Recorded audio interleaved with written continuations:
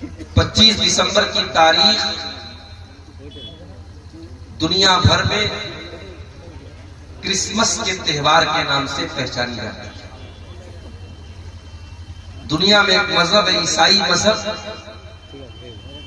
اس مذہب کے ماننے والے اپنے آپ کو حضرت عیسیٰ علیہ السلام کا ماننے والا کہتے ہیں، اپنے آپ کو کرسچین کہتے ہیں، اپنے آپ کو نصرانی کہتے ہیں۔ ان کا یہ عقیدہ ہے، ان کا یہ بلیف ہے، ان کی یہ آستھا ہے کہ 25 دسمبر کی تاریخ کو حضرت عیسیٰ علیہ السلام پیدا ہوئے، اور وہ یہ بھی عقیدہ رکھتے ہیں کہ عیسیٰ علیہ السلام اللہ کے بیٹے ہیں، نعوذ باللہ، اور وہ یہ بھی عقیدہ رکھتے ہیں کہ عیسیٰ علیہ السلام کے اندر اتنا پاور تھا، اتنی شکتیاں تھیں، اتنی طاقت تھی کہ وہ خود اللہ تبارک و تعالیٰ کی خدائی میں، اس کی الوہیت میں وہ شامل تھے۔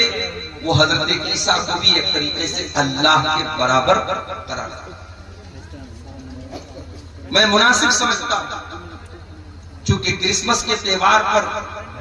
ہمارے بہت سارے مسلمانوں کے وہ بچے جو کانوینٹ اسکولوں میں پڑھتے ہیں،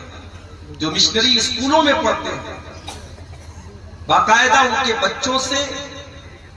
کرسمس کا تہوار منوایا جاتا ہے۔ بڑے شوق سے مسلمان عورتیں اپنے بچوں کو سانٹا کلوز بناتی ہیں، اسکولوں میں پروگرام ہوتے ہیں، اور اس میں یہ دکھایا جاتا ہے کہ عیسیٰ علیہ السلام کس طریقے سے پیدا ہوئے ہیں، اور معصوم بچوں کے دل اور دماغ میں یہ ڈالا جاتا ہے کہ جیسس یا عیسیٰ یہ سن آف گاڈ ہیں، یہ اللہ تعالیٰ کے بیٹے ہیں، نعوذ باللہ، اللہ نے ان کو جنم دیا۔ میں چاہتا ہوں کہ اپنی تقریر کو میں جس موضوع پر آپ کے سامنے بولوں گا، اس موضوع پر آنے سے پہلے قرآن کریم کے 16ویں پارے کو کھولتے ہیں، اور سورہ مریم کی روشنی میں ہم دیکھتے ہیں کہ حضرت مریم اور حضرت عیسیٰ علیہ السلام کے بارے میں ہمارا عقیدہ کیا ہے، ہمارا ایمان کیا ہے، اور قرآن کیا کہتا ہے عیسیٰ علیہ السلام کی پیدائش ہے۔ چنانچہ جب ہم قرآن کا 16واں پارہ کھولتے ہیں، سورہ مریم کی آیتیں دیکھتے ہیں، اللہ تبارک و تعالی سورہ مریم کی آیت نمبر 16 سے لے کر کے آیت نمبر 37 تک تقریباً 21-22 آیتوں میں اللہ تبارک و تعالی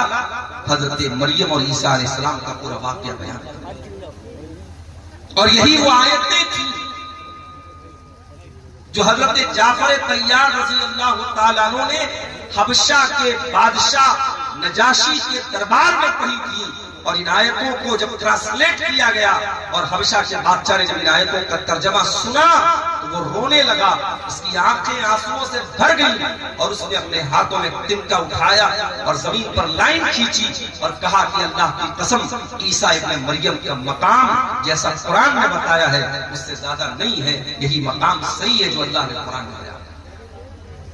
اور بعد میں وہ بادشاہ ایمان بھی لے آیا، اور آپ کو شاید یہ مسئلہ معلوم ہو کہ ہم لوگ جو جنازہ غائبانہ پڑھتے ہیں، کسی کا انتقال دلی میں ہوا، کسی کا انتقال ممبئی میں ہوا، اور آپ کٹیہار کے حسن گنج میں اٹوا میں اگر آپ کو معلوم ہوا بہت بڑے علامہ کا، بہت بڑے مولانا کا انتقال ہوا، اور آپ یہاں پر ان کی جنازہ غائبانہ پڑھتے ہیں، آپ پوچھ لیجئے علماء سے کہ جنازہ غائبانہ پڑھنے کی جو دلیل ہے وہ دلیل یہی ہے کہ جب حبشہ کے اس بادشاہ کا انتقال ہوا تو اللہ کے نبی صلی اللہ علیہ وسلم نے مدینہ کے اندر اپنے صحابہ کے ساتھ جنازے کی نماز پڑھائی تھی۔ اکلوتا یہ غائبانہ جنازہ تھا جو اللہ کے نبی نے حضرت نجاشی کا پڑھایا تھا۔ اسی لیے علماء کہتے ہیں کہ ہر آدمی کا جنازہ غائبانہ نہیں پڑھنا چاہیے، جو بڑا عالم ہو یا کوئی ایسا انسان ہو جس سے سماج اور مسلمانوں کی سوسائٹی کو بہت بڑا فائدہ پہنچتا ہو اور وہ نیک ہو، دیندار ہو، ایسے انسان کا جنازہ غائبانہ پڑھنا چاہیے۔ ہر کسی کا جنازہ غائبانہ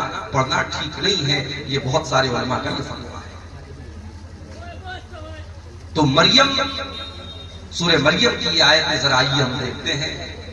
اور میں تو یہ سمجھتا ہوں کہ قرآن کریم کی ہر آیت بہت خوبصورت ہے، مگر سورہ مریم کو جب پڑھا جائے تو اس کے اندر ایک بہت ہی خوبصورت ردم ہے، ایک بہت خوبصورت لے ہے، ایک بہت خوبصورت انداز ہے۔ کسی اچھے قاری کی آواز میں جب آپ سورہ مریم پڑھتے ہیں تو اگرچہ آپ کو عربی نہ آتی ہو، آپ شیرسابادی زبان جانتے ہیں، بنگلہ زبان جانتے ہیں، عربی نہیں آتی آپ کو، مگر آپ، میں یقین کے ساتھ کہتا ہوں، آپ یوٹیوب پر جائیے اور کسی بھی اچھے قاری کی آواز میں سورہ مریم کی تلاوت آپ سنیے، آپ کے رونگٹے کھڑے ہو جائیں گے، آپ کی روح سرشار ہوتی ہوئی نظر آئے گی۔ یہ اس سورت کریمہ کا اعجاز ہے، اس سورت کریمہ کی خاصیت۔